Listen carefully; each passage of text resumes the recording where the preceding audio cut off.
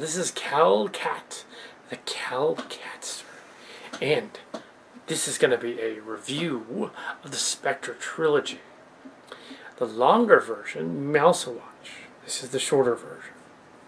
The Spectre trilogy was done by a guy named Brendan Bridges, and it was meant to be a miniseries of 3 movies.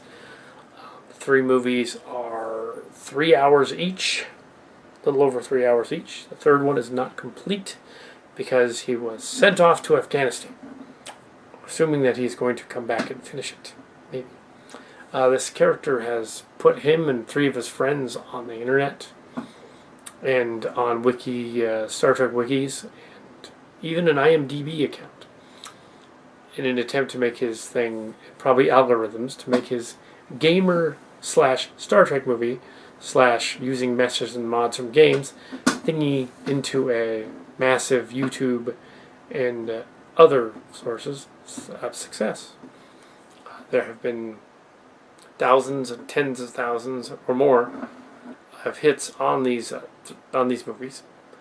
They started in 2010, and there are so many hits on the movies that we had to watch them, or I had to watch them. March Cards was not involved. I also wanted to see if they were anything like Star Trek Chimera, which is our current movie project. They're not. They do have one episode that overlaps into the time period almost of Chimera, but not quite. The second movie does. But not enough to do anything. It can't even be similar.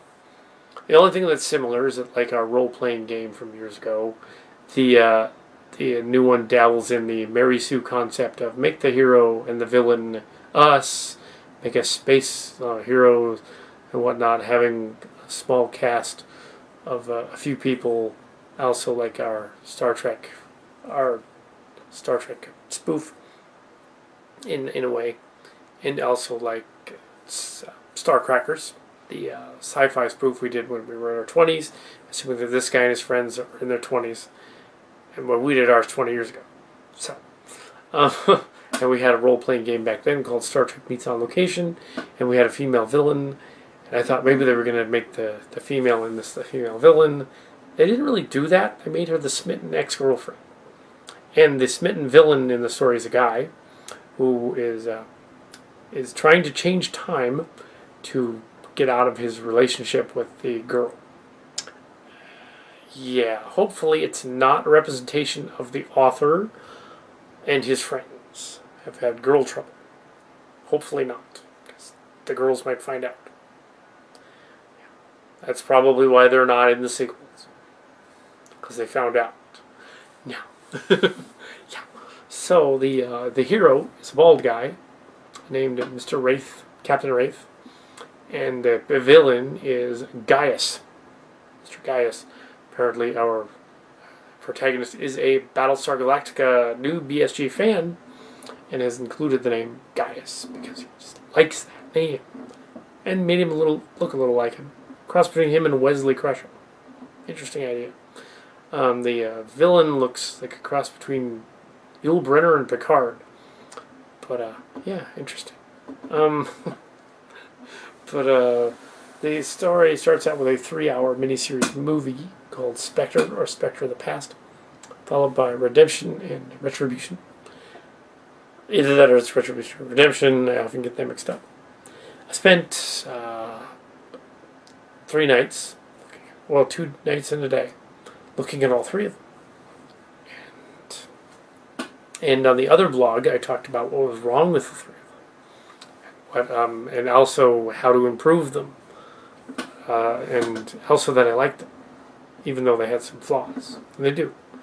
The special effects and backdrops are top notch. The game mods are good for all the ships, all the battles, all the backgrounds. All the interactions are pretty good. It's the characters that are off. The uncanny valley is what occurs. That's when something is creepy and isn't supposed to be. And that's not necessarily the fault of the story. That's whatever you had to use to do your animations. Clearly you had several game characters you could use in the 3D environment And that's what you did. I know some 3D animators. I'm not one myself, so you did good considering what you had. Kaimara is going to use action figures, and we can't move the mouths, so we just did. And we didn't include ourselves in it directly. We are now very much in the background. We play. I made a Kal Kat and Mark's Cards figure, and they're in the background, and they have some cameos, but that's it. We've done some Star Trek stuff in the past, mostly rejected scripts. We've done lots of Star Trek Meets on Location before we did our Kaimara, and they were role-playing games. We had lots more people doing them with us. Since then, those college days have ended, or the church group that was involved also ended, and we haven't had anybody new since, so we had to do it ourselves. It's probably what happened to you guys. People probably got doing different things, couldn't do your story anymore. Probably also made some of them mad when they suggested, and you probably got mad when they suggested certain stuff needed to be changed. Well, it does. Certain stuff does need to be changed. You have a little too much extra dialogue that need to be in there. And the people don't sound human. That's your big problem. The women don't sound like women at all. Not a single one of them sounds like a girl. Yeah, go watch some shows where women are talking, and then for real, and learn how they talk, because you don't know. All your women sound like dudes, even the one that's gay. It sounds like a dude. Yeah. So don't do it that way. Other than that, neat story. Rambles on a little bit. Each miniseries could be 2 hours. We learned this too. We did some of our stuff that went on forever. The Transtech thing needed to be cut down to go on the air as well. We needed to lose an hour of each, put them on the air. Star Trek, the Starcracker thing actually is the same length. We managed to make it 90 minutes. Our Star Trek spoof that we did at First Trek, we actually cut that down a lot. That originally was 2 2-hour movies, and we cut that down to 40 minutes each because there was like stuff we didn't need in there. It wasn't funny. We tend to do comedies. You guys are doing dramas. That's different. It's drama. You stand a little humor. And you did have some humorous moments. You did have that bizarre Price is Right holodeck scene, which had nothing to do with anything. It's just there because you thought it was cool. Now, I suspect somebody probably protested and you immediately fired them. Probably should have listened to them. But, because that didn't make any sense. You just included a scene. It's like having an homage to Back to the Future or having an homage to the Ninja Turtles as you did in the third one. Or something like that. Naming the villain after the character of Drax. Yeah, that's clever for 2 minutes. Dude, come on. Really? It's like, okay, he's Drax. That's cute. Now you gotta change it. It's like saying the villain is like Ming the Merciless or something. The Mandarin. Or saying the villain is Krang, Shredder. Why would you do that? Rita Repulsa shows up. Okay, why not? Or something. You can't do that. That's Power Rangers. Or Cara Thrace shows up. Clearly the blonde lady is supposed to be Starbuck from the new BSG. Okay, fine. But yeah, the special blonde is the girlfriend, Christy, in the story, who's obviously your ex, isn't it?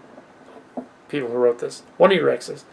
I'm not sure who this is, but if that is your ex, she's gonna be mad. It's not that you don't want to put your actual real life in the story. Make it completely fictional.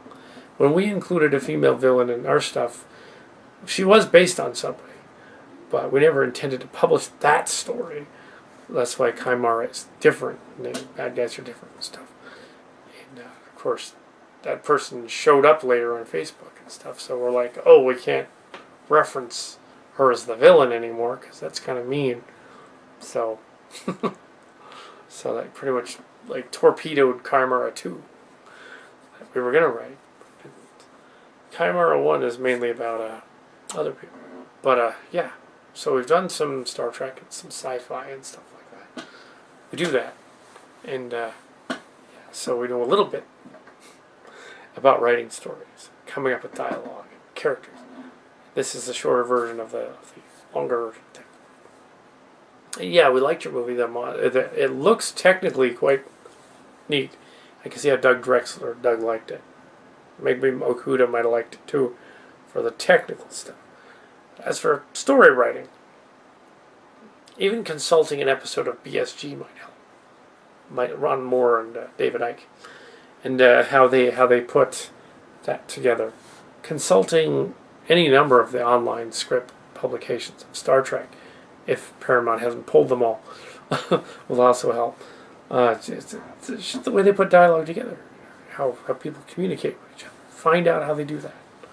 That's what we learned during the workshops and things in the 90s, when we did a lot of Trekkie conventions and did the workshops and things. Wanted to learn how to write for Star Trek, and then eventually did. So that was awesome. But it was back when they did that. Even though we were rejected, ultimately, we learned, Mark Scards and I, or John Yeager, learned a lot about how to write for Star Trek, how to write stories and dialogue and characters. Also, creative writing classes helped. Better journalist than a writer, though. but yeah, he's a better character guy. So you can go, even now, we go through the script and we're like changing stuff. Saying this guy rambled on for like 20 minutes about the nature of existence and whatever, and all he really needed to say was like, yes, I think that's very existential, Captain. It was like, you don't need a big long diatribe about that. Or Data explaining how something works. You don't need a big long thing about that. Data says, rambles on the technobabble. When you look at a Star Trek script back in the day, it didn't mention the technobabble, it just says tech. And the technobabble guy's going to fill it in later. So he said, I have to raise the cadmium pulse of the chronoton particles and activate the flux capacitor thing. That all wasn't in there. It just said tech. Period. They added that later. So we added the tech. So yeah, I like the first one, and the second one was a little better in terms of the orchestration. Still very long. You could cut an hour out of all three of these, and it would be just fine. You can make them 2 hours. That'd be great. You should get a female. Find one, either a friend, a sister, a sibling, preferably a sibling. That way they'll do it for you. And and find, or at least find a guy with a really high pitched voice to do the girls, because by the third one, you have a ship full of all girls. And it's really hard to tell who is who, even though there's a different mod. And they're like conversing back and forth with the same guy's voice. You didn't change it at all and manipulate it. You can do that in Photoshop. But yeah. And you can make her sound like this. Yes, Captain. The feature is a child. I suggest you treat it as such. That kind of thing. Yes, Captain. A child. Instinctively needing, wanting. Spank it. Yes, Captain. That kind of thing. But it's like dialogue's got to be dialogue. It's got to be kind of funny and amusing and stuff. I realize you're trying to do a drama. You're trying to do this whole dark sort of conflicted villain guy. That kind of gets confusing in the third one because you got 3 of the same guy. Yeah. Time travel is really tricky. Done a lot of it. Our role-playing game back in the day, it's called Star Trek Meets on Location. Silly track before that, high school. We changed to Star Trek Meets on Location in college. Became Star Trek Chimera in later grad school, undergrad, post-grad school. Well, not grad school technically. It was another bachelor's degree, but yeah, it was technically grad school. Technically. Night classes and things. And we did it there too. And in our version of Chimera, we were like up there, pounding the pavement again, coming up with dialogue that was even better. We actually had like a staff doing some of the episodes, which was cool. Coming up with ideas. You remember this. It's always good to get other ideas and bounce them off, not just the four of you. I noticed that one of the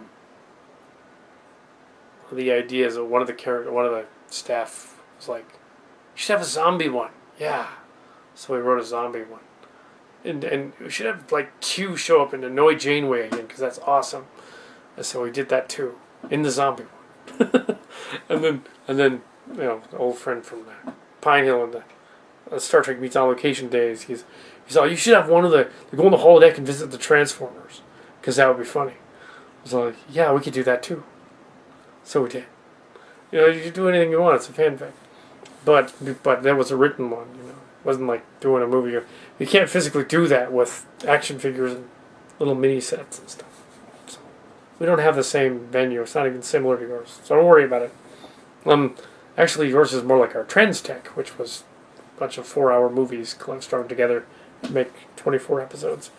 And those were cool too. So we enjoyed that. And so we've done long stuff before. So we're not objecting to that. It's a fun story to watch and listen. Look forward to seeing the end of that unfinished third act. And there's the shorter version of the Bridges story. I would see. And another thing, all of the Trek fans do this when they get their video game version out there. They all take the music from Star Trek. Yeah, it makes you want to stop watching it and go watch the Star Trek that it's from. Get somebody that knows how to compose music, or get freeware music, and make it recognizable but not something obvious. It's okay to make a few quirky nods here and there. YouTube doesn't like it too much, but yeah. And make it less obvious that you're taking lines from Back to the Future, or taking like whole bars of Star Trek the Motion Picture. It makes you want to stop watching your video and watch Star Trek the Motion Picture. Play it backwards, and then make it darker and slow it down. Then it's awesome. Strangely enough, silly but awesome. Maybe you don't want silly, but yeah, change it so the mood doesn't make you jump out of the story.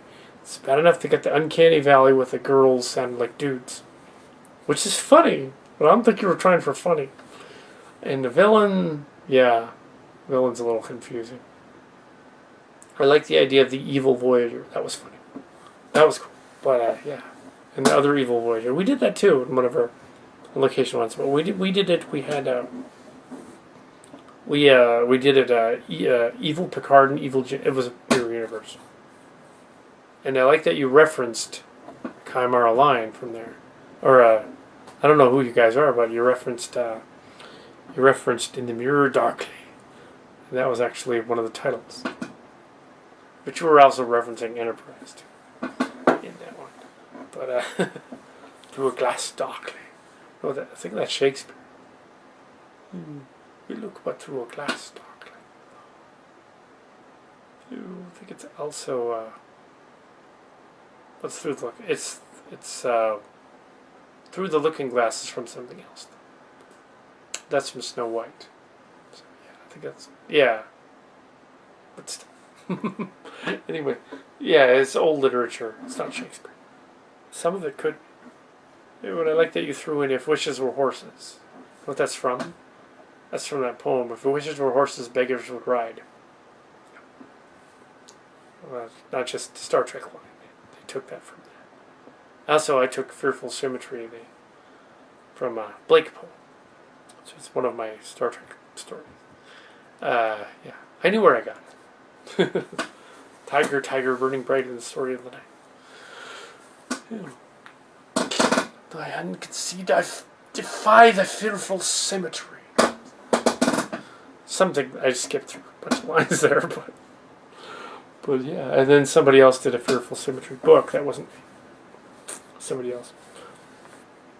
I thought of it first. Actually, I was thinking of shapeshifting. That's the symmetry of the shapeshifter. And they're all like, "Oh no, we're gonna do something else with the Dominion." And they're all, "Yeah, you know." That was still cool though. We liked how you did the characters. So that was the one rejection. The other one was Voyager. It was about Tuvok. they didn't like that there were too many Tuvoks that season. Then again, I wouldn't have known that. I didn't know season 2 was going to have so many Tuvoks. Anyway, so there you go. There's my shorter review of the whole thing. Hopefully you'll finish the third one after you get back from whatever you're doing out there. And then we will see what the third one is about. I read the script, so I read the online script, so I know how it ends. You never forget. Chimera will be finished eventually. So there you go. That's why posture is highly dubious, but very well. Live long and prosper. Yeah. Cat.